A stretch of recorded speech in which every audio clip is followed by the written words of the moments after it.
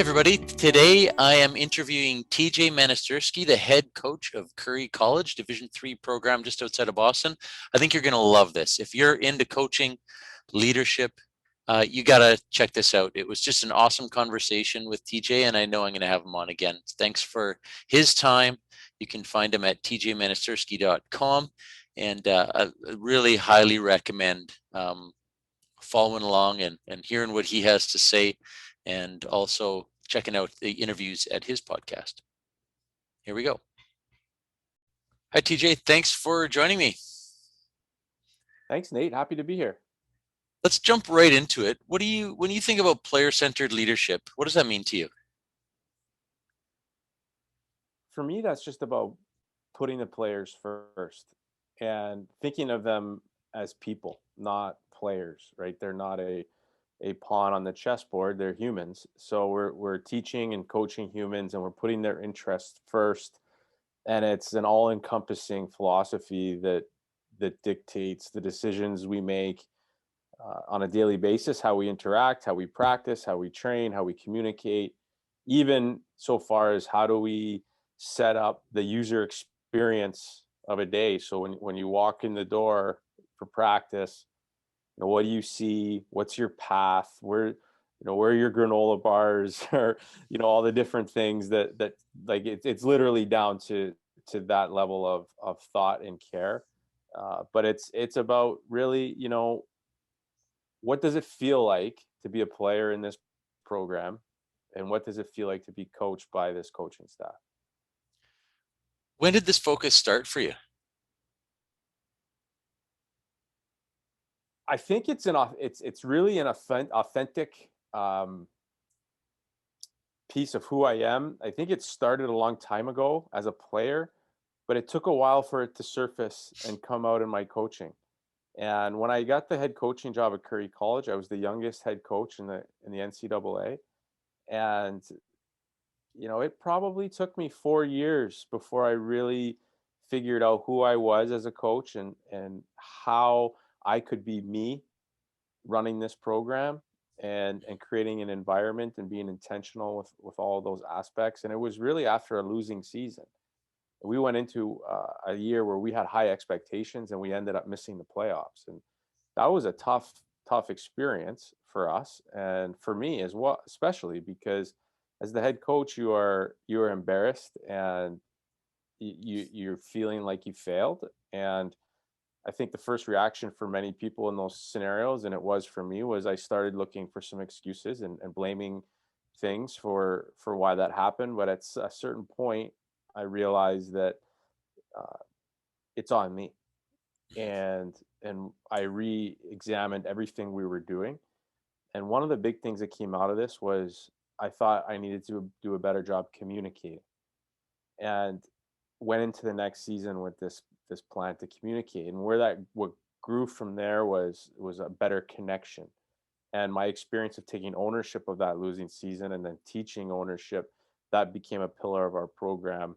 And also what came out of that was this growth mindset idea. And those are the three things that really came out of that tough year that I, looking back on it, was the best thing that ever happened to me as a coach and the best thing that's happened to our program, because since then we've been, a 700 winning percentage. And I think a lot of that has to do with the environment we've created. Wow. You use that word connecting and communication. Tell me a little bit about the impact that your podcast has had on that communication, on the parents of recruits and parents of existing players. You've even mentioned to me before current players.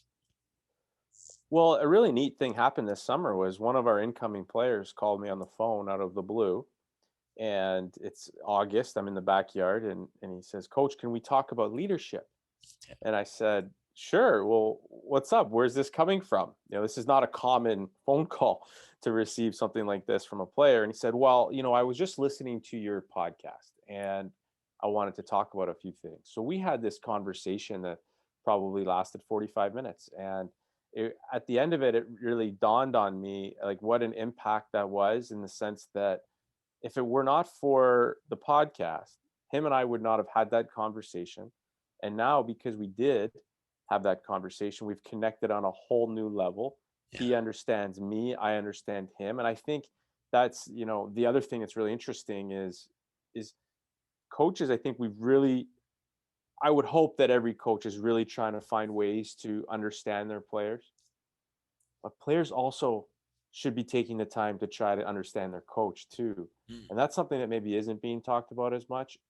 So when players get to read something I've written or listen to a podcast, they are understanding me better, and it creates this really nice loop of really empathy and understanding, and I think it brings us together. I can't help but notice some of the language that you're using around, player-centered leadership and empathy and listening and connecting. In the traditional sense of what many people think of college sport, this is innovative and this is new. Would you agree? Well, I think that the language in those philosophies of how to run a program, or how to just lead people and work with others is probably, I don't know how new that is. I think it's fresh in my environment. I think some of the ways I'm going about it, like with the podcast and with the blog, that's certainly unique in the sense that I don't see very many, if any, other coaches doing it. And I think there's lots of reasons for that. But it has been beneficial, and for me, just to learn. You have Yeah. conversations with people. I mean, it's one of the best ways I've found to learn is to speak with others and people that are really knowledgeable. Yeah. You and I've talked a little bit about authenticity, and you're wearing your heart on your sleeve as a coach, college coach, letting the players into your world and you've expressed the impact that that's having. How'd that feel in the beginning, when you hit send or you hit live or you hit publish? What was that like in the beginning for you? Not a whole lot different than it feels now. It's always, yeah, you are putting yourself out there, and you're worried a little bit about how is this going to be received? Are people going to like it? Are people going to think you're a self promoter? And I'm sure there's naysayers out there, uh, but the amount of good that's come out from it, and just talking specifically with my team and recruiting and the relationships that I have in my life, whether it be new people or old friends that have come back in that otherwise would not have. It's just been really unbelievable. And I think what it does, and it's a natural extension of how we operate the program and how we Mm. lead in our program. And we had this really interesting thing happen to me in the first semester back in the fall. A player was, he was killing time. He was hanging around the dressing room, and I was there. So he just came in the office and he said, "Hey, coach, what's special in your life right now?" And I remember that question. Yeah, and Nice. it just hit me like a ton of bricks. I wasn't expecting it, and I was like, "Okay, well, this is unique. I'm gonna try to lean into this and have a real conversation." So I actually told him what was special in my life right at the time. And it was really an interesting thing because I did have a to-do list about a mile long at the time, right? And I was trying to bang these things out, and probably a couple minutes into the conversation, I really just settled in and I thought, you know what? There is nothing more important anywhere in my life right now than this conversation. And how lucky I am that I had a player who actually asked me that question. And it reminds me of a time, the first time a player ever asked me to have a coffee. I was like blown away. I'm like, this is like, it's funny the things you remember. Like that stuff really means a lot. Let's line that up beside who you thought you needed to be when you came in as that youngest head coach in the NCAA, and what sort of paradigm you thought you might need to adopt that didn't lead to, well, it led to that tough season eventually. But who did you think you needed to be coming in before you'd really learned, going down this journey you're on now?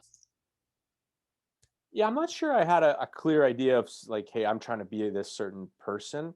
I know I had some very clear ideas about what I wanted my culture to be about. And I came in knowing that there were some things that weren't lining up exactly the way I envisioned the program. And I came in, I think I built up some walls early because I knew that there were some changes that were just going to have to be made. And no, that's the hardest thing, part of the job, right? And that just took a while to get through. but I guess, I was at the time a lot more stern. It was a lot more of a direct approach, a lot more instructing. Like if you came in to have a player meeting with me then, it would have been like, okay, well, here's the things that you need to do. And that was it. Whereas now it's I probably talk I definitely talk less than the player, right? It's I'm asking some questions, I'm listening, and I'm trying to help guide them along and empowering them to come up with the plan and the ideas and support them through that. So that's I guess the biggest contrast is I probably listen a lot more. I'm way more likely to take their advice or and it's still hard to do, right? Like last year I had a player come in and he thought that we should maybe be thinking about a different forecheck. And the thing is, players have no idea how much time you put in to coming up with what you are doing. Mhm. But he had a suggestion, and I listened, and I didn't say anything. But at first, I was resisting it in my own mind. I worked through that and listened. I thought about it. I went home. I found the team that was doing this forecheck. I watched it, and I just realized this is a better forecheck for us. And we switched it the next day, and it's been great, and it's been really good ever since. So, would I have done that 8 years ago? No, I don't think so. Yeah. I think one of the things that got you and I on this call together is this idea of redefining coaching and using coaching as a tool, asking questions and helping empower decisions and decision making and empowering the team. What do you think that player realized to have the guts to come in to suggest that to you, or to even be considering how the team might benefit with this change versus head down, do as I'm told, command and control? Like, what do you think led to that opportunity for him to come and see you? Well, it goes back to how we operate, and that how ownership is one of the pillars of our program. So it didn't happen overnight. That's for sure. That moment was years in the making, Mm. realistically, and it took time. It took time. It takes time for the coach to get comfortable with this. It takes time for the players to trust it too, and and we've done a lot of different things to build those skills and that sort of task cohesion of a group. An example I could give you is we'll do a team after action report. So we'll, on a Monday after the weekend's games, before we go out and practice, we'll have a dialogue as a team. And the basic structure is what went well this weekend that we'd like to keep doing? What would we like to improve on this week? And then just a general sense of where's our head at? What are we thinking about? What are we feeling about this week as we head into our next opponent? Because we're in this transition period of we need to learn and improve on what we just did, but we are also thinking about what's next. So having this open conversation has been uh, we've gotten better and better at it, and we've had some really profound things come out of this conversation. But we've been working at this for probably 3 or 4 years. But because there are times when players will bring things up that might seem a little controversial, or do they really want to say this to coach? And then it's all in how you respond, right? If you shut them down right there, well, that's dead. Like they'll never do it again. But if you appreciate their idea, you listen. And there's also been lots of times that they've suggested things and I haven't done them. So Mhm. there's examples of both, but I think I hope and I do believe that they understand that I want to hear it, and I will listen, and I will consider it. I'm hearing a ton of things that resonate in high performance culture, the trust that's between you and them, and the ability to practice that muscle of critical thinking. You're encouraging them to think rather than just telling them to listen. Your ability to be humble enough to be open to their ideas and strong enough to decline them when you see fit and adopt them when appropriate, and including them in the process. And those transcend college hockey to high performance culture, workplace engagement, psychological safety in the workplace. Is this a great place for me as a human being? Is my life better because I'm a part of this culture rather than worse off? And so, yeah, those are themes that I talk about on a daily basis and work through with leaders in all sectors. And the sport is often used as the metaphor, but you're actually practicing it. Just when I play all that back to you, how's it landing? I agree. What it made me think of is that to build an environment like this, first of all, it's not perfect, right? You make mistakes all the time, and you don't get it right. But when there's a sincere effort to do it this way, and it's understood by everybody, and what you are doing is you are building a a motivation for the people in the program that that is sustainable, right? It's not a one-off rah-rah speech and they're motivated. Like, they're in a situation where they're counted on. They feel they have a voice, so they have some choice, some autonomy in what's going on.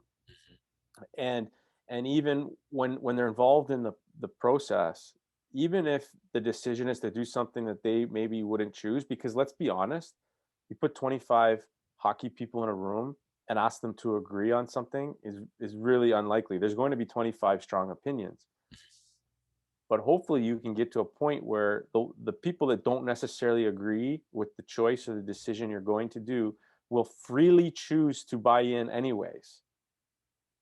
That's really Yeah. important. And I think that this is a strategy.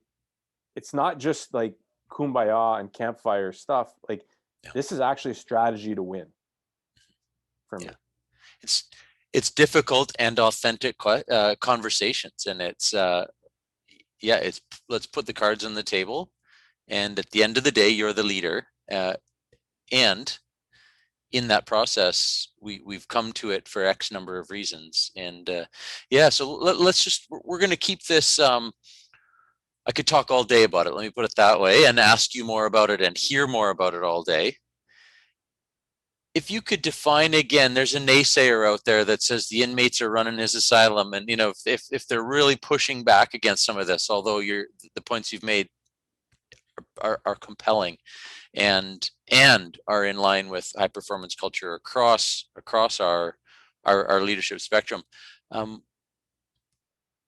how do you clarify the difference between this approach and what you went through as maybe a player or in your early days of coaching that was not like this, to that naysayer who thinks that you're giving them too much? Couple of things. First is, how would you like to be coached? Yeah. Right? And how do you want to be treated in the workplace? Right? Do you want to be given an opportunity to have some control over your destiny? Do you want to have some choice over what you do every day? Do you want to be given an opportunity to grow within your role and perhaps into bigger roles? Do you want to feel connected to the people you work with and the company and the bigger vision and purpose of things? Uh, then if you think that you'd like to be in that environment, then that's what we're doing, right? And that's what's motivating, and that's why it's sustainable.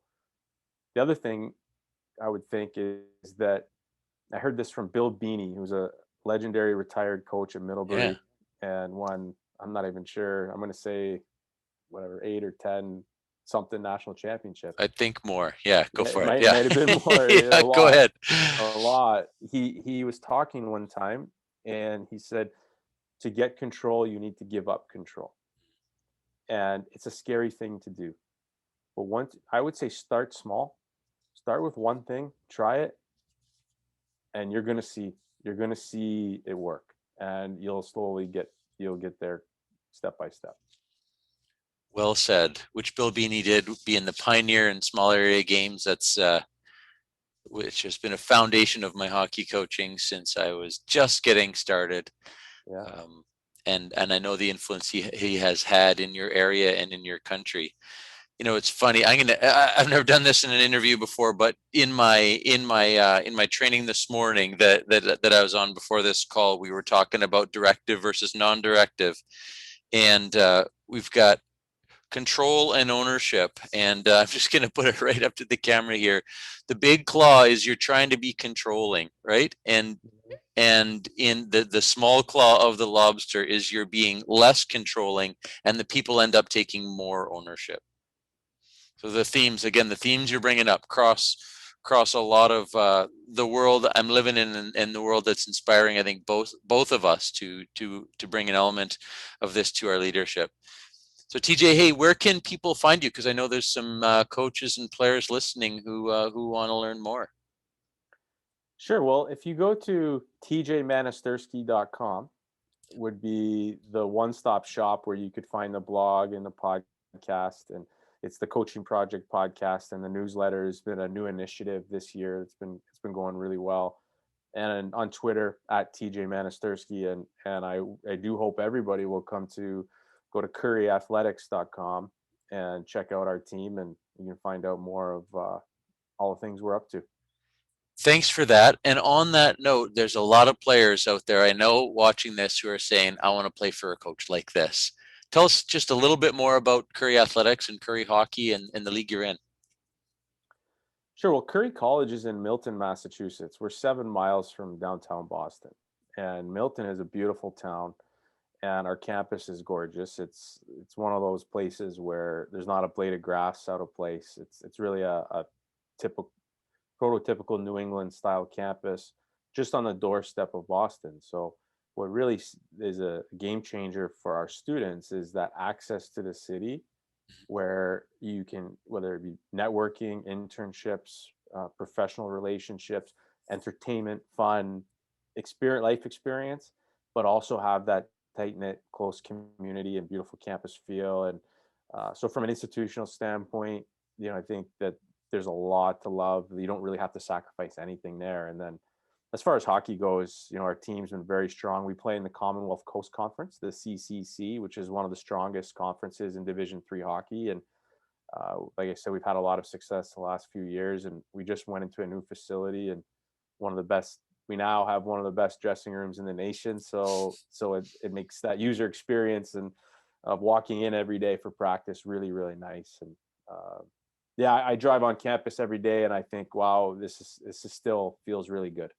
Right on. Now, a lot of the athletes that we work with out here in Western Canada are less familiar with the roots, the inroads in at the Division 3 level. How would a great hockey player and a great young man best find his way into your attention, into your inbox, onto your voicemail, into your recruiting list? Just tell us a little bit about the recruiting process. Well, sure. I think like every program, you end up building sort of some of your niche areas that you focus your attention on, and that's based on sort of your experience and background, and where maybe the strengths of your program lie, and because you have limited resources, so you're trying to, like, you can't, at least at our level, we can't be everywhere. So from British Columbia, Western Canada, we have had a number of Western Canadians, and so we are watching those leagues. I think generally speaking, if you want to stand out, is to be genuine with your interest. It's very easy to see an email come into your inbox and be able to decipher that this has probably gone to 100 coaches as well, which necessarily isn't necessarily a really bad thing. But if you want me to take it seriously, I like to know that you actually have genuine interest in Curry College. And if you really want to step up, give me a call, pick up the phone, because nobody does that. Wow. And what I've done is I've started in the last couple of years, I try to reply to all the emails, and I'll just say, hey, call me on this number and I'd love to talk to you about our recruiting. And it's the fastest way to get through all the emails. And I couldn't even tell you the numbers. I don't know, 1 out of 20 will actually pick up the phone and make that call. So it's a great way for me to pre-qualify, like, this person's actually interested, for one. Yeah. And then, you know what, like, it's kind of I'm impressed that they had the courage to do that, because I do recognize that that's a challenge to make that phone call, and it can be daunting, especially for the players of the ages that I'm coaching. They're just, they don't use their phone to make phone calls, Yeah. so it's Yeah. different. Yeah. Yeah. Yeah. Hey, if you're open to it, this won't be the last time we talk. I learned a lot. It was really great insight, really valuable for leaders and athletes watching, people in the hockey world or in real life, as we call it. And I just thank you a lot for your time, TJ. You can find him at tjmanastersky.com and Curry College. Awesome. Thanks, Nate. Appreciate it. Right on.